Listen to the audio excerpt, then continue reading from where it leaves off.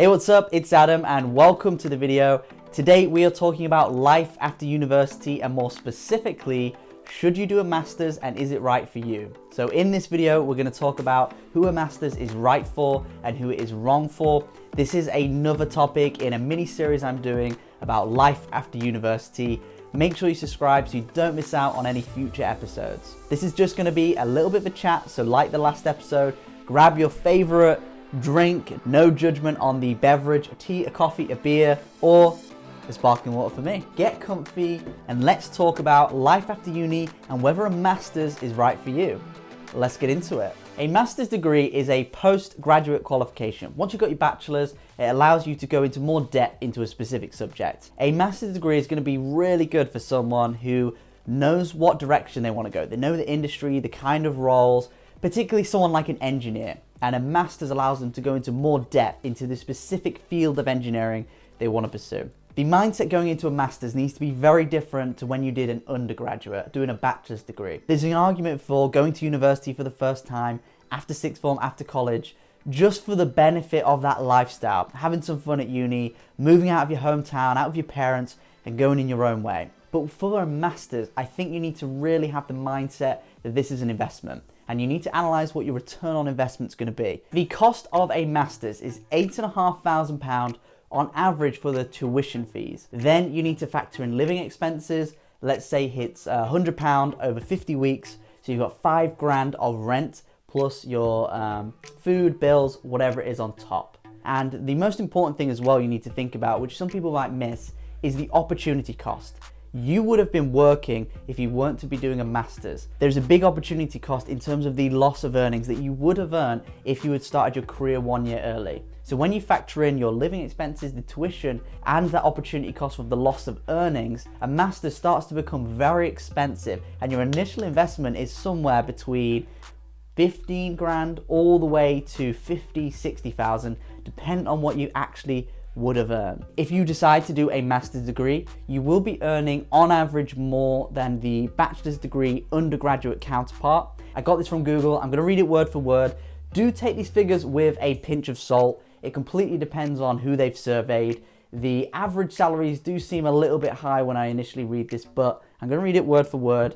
You know, if this is facts, I'm going to give you straight facts. On a positive note, postgraduates earn considerably more than their undergraduate counterparts. Graduate Labour Market Statistics 2019 reports that full-time employed working age postgraduates had a median salary of $42,000 in 2009 compared with $34,000 for working age undergraduates. Really what you need to take from this article isn't the specific figures, but that on average, when you first leave uni, initially leave, if you have a master's, yes, you will earn $2,000 to $3,000 minimum more than a bachelor's degree counterpart. On my graduate scheme, if you had a master's degree, just because you had that qualification, they put £2,000 on your base pay every single year, so in your annual pay.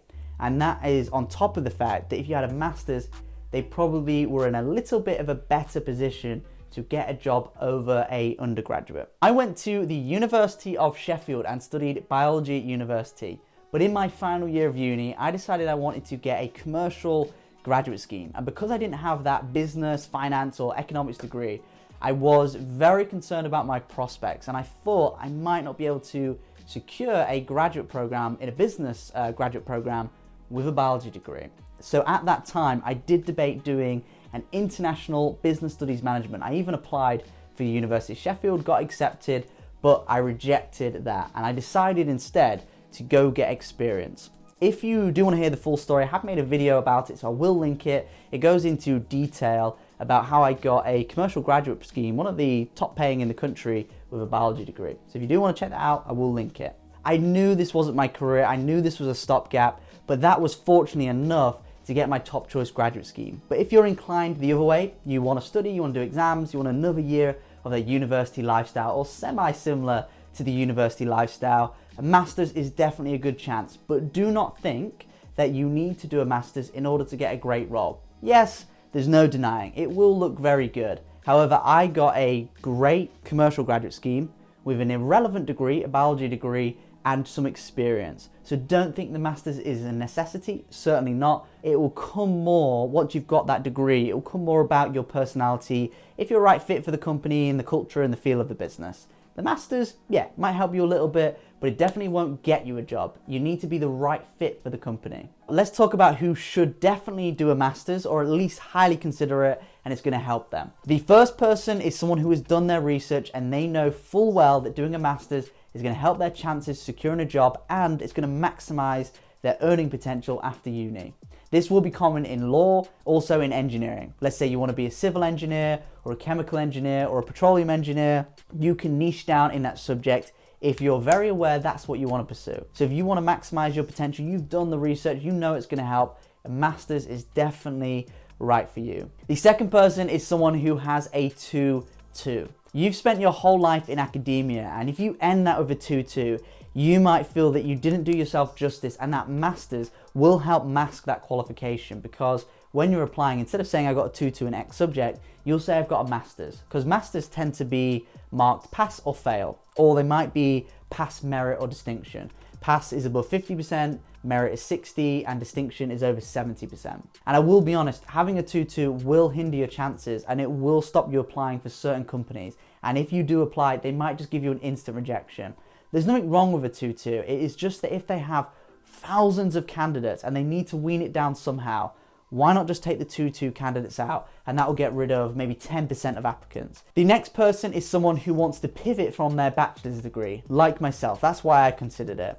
I have proved you don't need that to get a great role. However, it will allow you to pivot. If you've done an English language degree, an English lit degree, you can do your law masters or a business masters. It will help your chances. It's definitely not a prerequisite. It's definitely not a necessity. I've proven that you don't need a master's to get a great job. But if you're feeling like you want to apply a bit more confident, you want that qualification, yeah, sure. A master's in a certain subject can't do any harm. Now let's talk about why you shouldn't do a master's degree.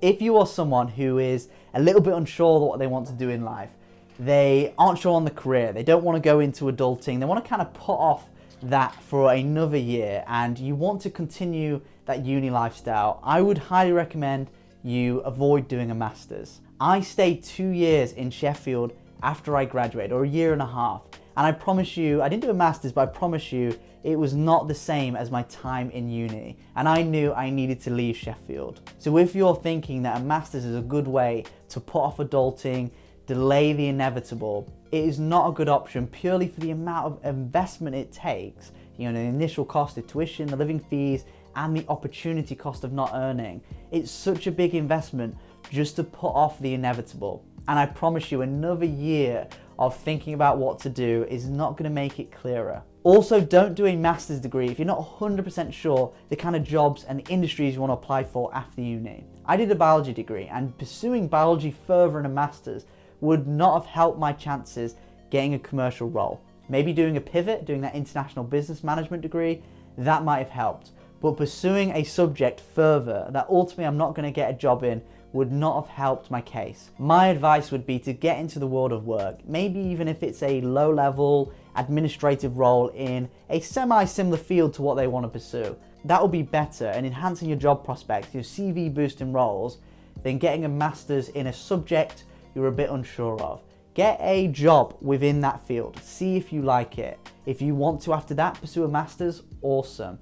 But if not, you'll understand what it really is like to work in that industry, or at least get a flavour of it. I think that's going to be more beneficial than spending $8,500 plus the rest on a master's degree you're a bit unsure of.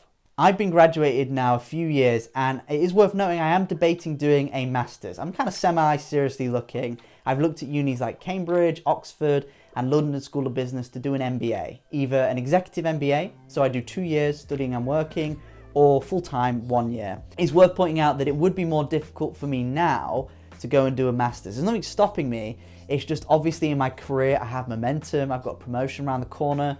I want to buy another house, another residential, and another rental. It's going to be pretty difficult as a student to afford that.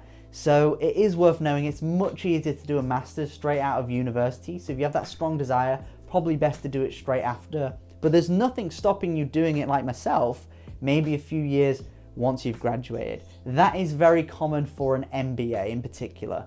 because things like Cambridge, Oxford, these kind of unis, they want a few years experience. They want you to have shown career progression, and they cost quite a bit. So having a job helps with that. Doing a master's, I think it's a great option after university for lots of different people. If you've got 2-2, you want to make a slight pivot from the degree you had, and you've done the research, and you will earn more than your undergraduate counterpart. So if you've done the research, it could be right for you. But I would encourage you not to do a master's if you just want to put off the inevitable. It is not going to be the same university experience you had when you did your bachelor's and your undergrad. Everyone's much older. It's not going to be fresh-faced freshers shots every night. It is going to be a very different experience, and it's a year of your life where you haven't took a step closer to being where you want to be. So don't do it if you're going to delay, but do it if you've done some good research and it's going to help you achieve your career goals. So thank you for watching. Comment below if you're considering doing a master's after university, what master's and where. Smash like if you got some value from this. Subscribe to the channel so you don't miss out on the future episodes. I think the next one is going to be about traveling, and does that hurt your job prospects? Boom.